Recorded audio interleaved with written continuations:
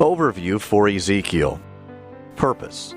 The book of Ezekiel was written to pronounce judgment on both Judah and surrounding nations, and to provide hope for the future Messianic kingdom and Israel. Author. Ezekiel, whose name means God strengthens, was a priest of Judah living in exile in Babylonia. Some Bible scholars suggest that the reference in the book's first verse to the 30th year alluded to the 30 years that had passed since Josiah's restoration of the temple in 623 BC. Other scholars believe this was Ezekiel's age when God called him into service. Nothing is known of Ezekiel's family except that he had a wife and his father was named Buzi. In 597 BC, Ezekiel was among the second group of Judeans taken captive by Nebuchadnezzar and deported to Babylon. The first group of captives was carried away in 605 BC and included Daniel. A third and final group would be taken in 586 BC. In the fifth year of Ezekiel's exile, he was called by God to be a prophet, and he served in that role for more than 20 years. There is no record that he ever returned to Jerusalem. Jewish tradition holds that Ezekiel was put to death by his own people because of his preaching. Time period covered. Ezekiel's prophecies are dated between 593 and 571 BC. Date written. Approximately 571 BC. History. Ezekiel lived in a time when crisis and upheaval characterized the Mediterranean region. Although Assyria had dominated the area for over 125 years, its power was in decline, and in 612 BC, Babylon conquered Assyria and became the major superpower.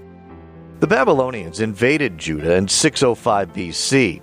Judah initially was a vassal state and maintained a semblance of independence by paying a substantial tribute to Babylon.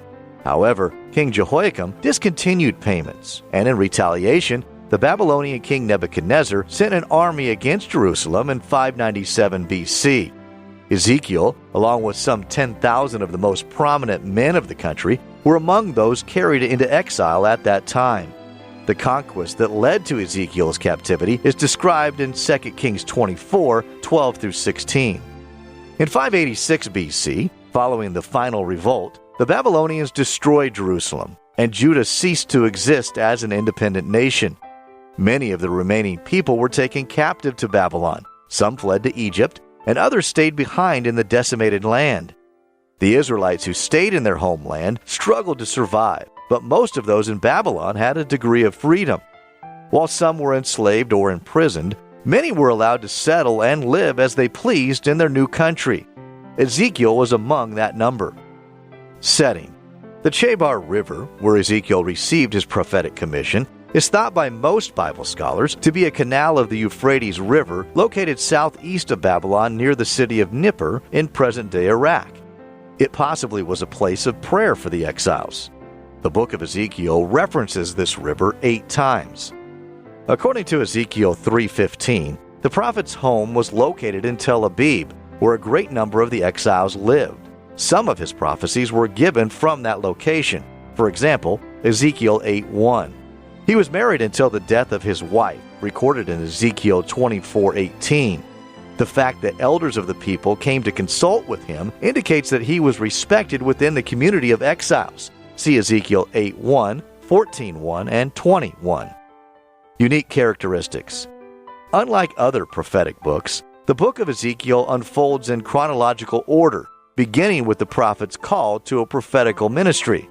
Many of the subsequent visions and events he related are precisely dated. The prophet's messages are characterized by allegories, symbolic actions, and apocalyptic imagery, which would be vivid symbolic pictures or revelations concerning the end times. Though the subject matter varies throughout the book, its content is stylistically consistent. Ezekiel often made his points by using contrasts and the hammering effect of frequent repetition. He also employed parables as illustrations. 5 are included in this book. Summary.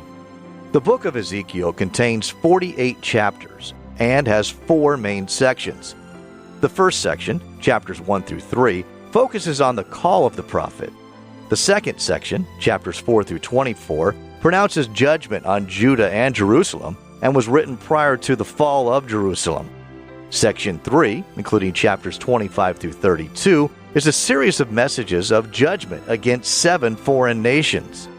In the final section, chapters 33 to 39 begin after the fall of Jerusalem and focus on Israel's restoration, and chapters 40 through 48 deal primarily with a new temple and a restored Israel in the end times.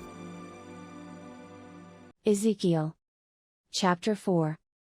Thou also, son of man, take thee a tile, and lay it before thee, and pourtray upon it the city, even Jerusalem. And lay siege against it, and build a fort against it, and cast a mount against it, set the camp also against it, and set battering rams against it round about. Moreover take thou unto thee an iron pan, and set it for a wall of iron between thee and the city, and set thy face against it, and it shall be besieged, and thou shalt lay siege against it. This shall be a sign to the house of Israel. Lie thou also upon thy left side, and lay the iniquity of the house of Israel upon it, according to the number of the days that thou shalt lie upon it thou shalt bear their iniquity. For I have laid upon thee the years of their iniquity, according to the number of the days, 390 days, so shalt thou bear the iniquity of the house of Israel. And when thou hast accomplished them, lie again on thy right side, and thou shalt bear the iniquity of the house of Judah 40 days, I have appointed thee each day for a year. Therefore thou shalt set thy face toward the siege of Jerusalem, and thine arm shall be uncovered, and thou shalt prophesy against it. And, behold, I will lay bands upon thee, and thou shalt not turn thee from one side to another, till thou hast ended the days of thy siege. Take thou also unto thee wheat, and barley, and beans, and lentiles, and millet, and fitches, and put them in one vessel, and make thee bread thereof, according to the number of the days that thou shalt lie upon thy side, 390 days shalt thou eat thereof. And thy meat which thou shalt eat shall be by weight, 20 shekels a day, from time to time shalt thou eat it. Thou shalt drink also water by measure, the 6th part of an hin, from time to time shalt thou drink. And thou shalt eat it as barley cakes, and thou shalt bake it with dung that cometh out of man, in their sight. And the Lord said, Even thus shall the children of Israel eat their defiled bread among the Gentiles, whither I will drive them. Then said I, Ah Lord God! Behold, my soul hath not been polluted, for from my youth up even till now have I not eaten of that which dieth of itself, or is torn in pieces, neither came their abominable flesh into my mouth. Then he said unto me, Lo, I have given thee cow's dung for man's dung, and thou shalt prepare thy bread therewith. Moreover he said unto me, Son of man, behold, I will break the staff of bread in Jerusalem, and they shall eat bread by weight, and with care, and they shall drink water by measure, and with astonishment. That they may want bread and water, and be astonied one with another, and consume away for their iniquity. Ezekiel. Chapter 5. And thou, son of man, take thee a sharp knife, take thee a barber's razor, and cause it to pass upon thine head and upon thy beard, then take thee balances to weigh, and divide the hair. Thou shalt burn with fire a 3rd part in the midst of the city, when the days of the siege are fulfilled, and thou shalt take a 3rd part, and smite about it with a knife, and a 3rd part thou shalt scatter in the wind, and I will draw out a sword after them. Thou shalt also take thereof a few in number, and bind them in thy skirts. Then take of them again, and cast them into the midst of the fire, and burn them in the fire, for thereof shall a fire come forth into all the house of Israel.